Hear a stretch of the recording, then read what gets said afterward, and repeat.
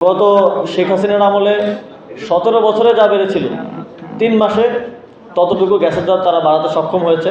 নির্বাচিত সরকার আসলে সব সমস্যার সমাধান হয়ে যাবে।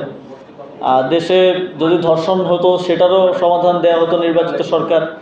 দেশে যদি কোথাও ছিনতাই রাহাজানি চুরি বেড়ে গিয়েছিল একটা সময়, তখনও বলা হয়েছিল নির্বাচিত সরকার। শাহবাগ আটকে আন্দোলন, বিভিন্ন প্রতিষ্ঠানে আন্দোলন, এগুলোর ক্ষেত্রেও বলা হয়েছিল নির্বাচিত সরকার আসলে সমস্যার সমাধান হয়ে যাবে। মব কালচার, সেটার ক্ষেত্রেও বলা হয়েছিল নির্বাচিত সরকার।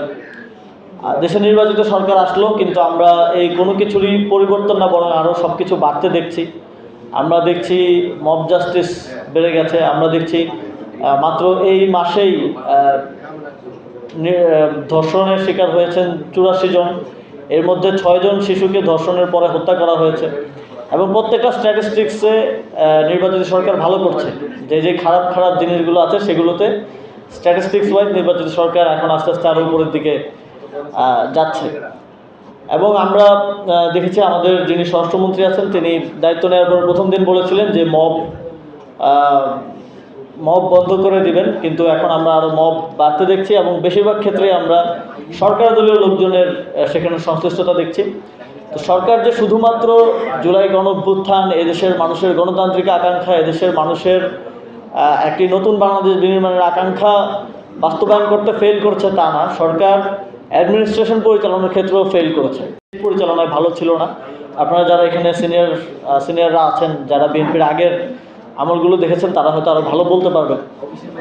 এবং ক্রাইসিস ম্যানেজমেন্টে তারা সবসময় খুব বাজে পারফর্ম করে। আমরা দেখেছি যে তারা বলেছিল যে বিদ্যুতের দাম বাড়বে না, কিন্তু বিদ্যুতের দাম 2 বছরের মধ্যে বাড়বে না বলার ঠিক 2 মাস পরে বিদ্যুতের দাম বেড়ে গেছে। এবং বিদ্যুতের দাম বাড়া মানে কিন্তু প্রত্যেকটা জিনিসের দাম বাড়বে। এবং এই দ্রব্যমূল্যের ঊর্ধ্বগতির যে চ্যালেঞ্জটা, এটা প্রত্যেক নাগরিককে, আপনাকে, আমাকে ভোগ করতে হবে। কারণ আমাদের তো আয় রোজগার বাড়ে নেই, সাধারণ জনগণের আয় রোজগার বাড়ে নেই, কিন্তু খরচ বেড়ে যাবে। এর বাইরে আমরা গ্যাসের দাম দেখলাম যে 1200 থেকে 1300 টাকা থেকে এখন প্রায় 1900 টাকার কাছাকাছি, অলমোস্ট 50% গ্যাসের দাম বেড়েছে। মানে এটা গত শেখ হাসিনার আমলে 17 বছরে যা বেড়েছিল 3 মাসে ততটুকু গ্যাসের দাম তারা বাড়াতে সক্ষম হয়েছে।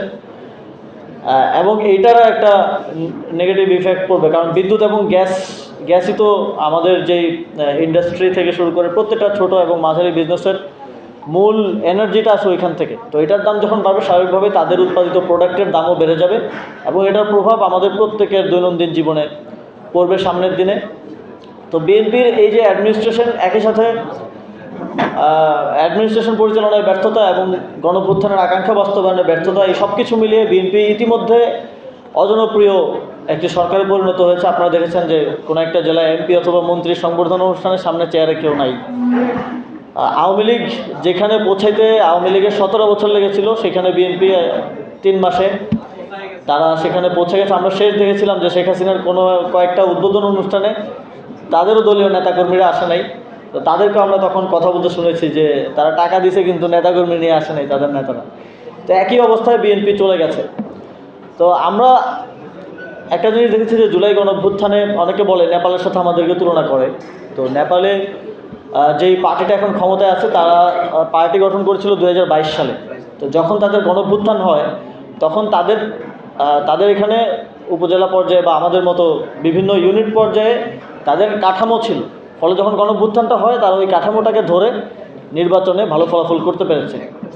আমাদের তো দল গঠন হয়েছে গণঅভ্যুত্থানের পরে, এবং তারপরেও মাত্র 1 বছরের মধ্যে একটা নির্বাচনে আমরা বাংলাদেশের তৃতীয় রাজনৈতিক শক্তি হিসেবে প্রাতিষ্ঠানিকভাবে আমাদের জায়গাটা নিশ্চিত করতে পেরেছি।